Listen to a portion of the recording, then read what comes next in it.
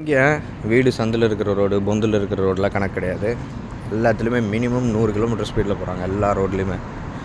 So இந்த மாதிரி road cross பண்ணோன்னா இந்த மாதிரி சிக்னலில் ஜஸ்ட் நம்ம இப்படி பண்ணிட்டோன்னா க்ரீன் லைட் எரியும்.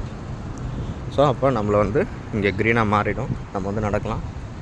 எல்லா வண்டியும் நின்றுடுவாங்க. அந்த கோடுக்கு பின்னாடி தான் நிற்கும், ஒன்று கூட முன்னாடி வராது.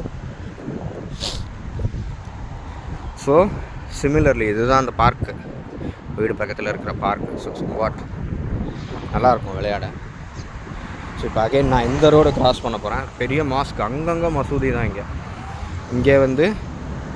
திருப்பி இப்போ நான் இதை அழுத்திட்டேன்.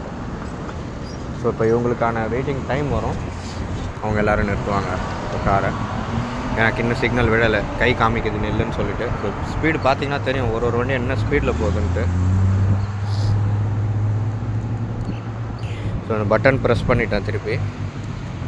ஸோ நான் அர்ஜென்ட்டாக போகிறேன்னு சொல்லி காமிச்சு. ஸோ இதுக்கப்புறமா எனக்கான சிக்னல் விழும்.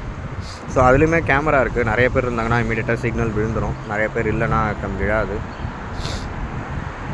அதே மாதிரி இங்கே எனக்கு க்ரீன் வராமல் நான் க்ராஸ் பண்ணேன்னா எனக்கு தான் ஃபைனு. நம்ம ஊர் காசுக்கு 1.5 லட்சம் 2 லட்சம். இப்போ க்ரீன் விழுந்துடுச்சு, எல்லா வண்டியும் நம்ம ஊர் மாதிரி கிடையாது, நிறுத்திடுவான். அந்த கோடுக்கு முன்னாடி நிறுத்துவான் எவ்வளோ ஸ்பீடில் வந்தாலும். பார்த்தா தெரியும் உங்களுக்கு. அவ்வளோதான். இந்த ரோட்டில் கூட 100ல் போவாங்க, நம்ம தான் பார்த்து க்ராஸ் பண்ணோம்.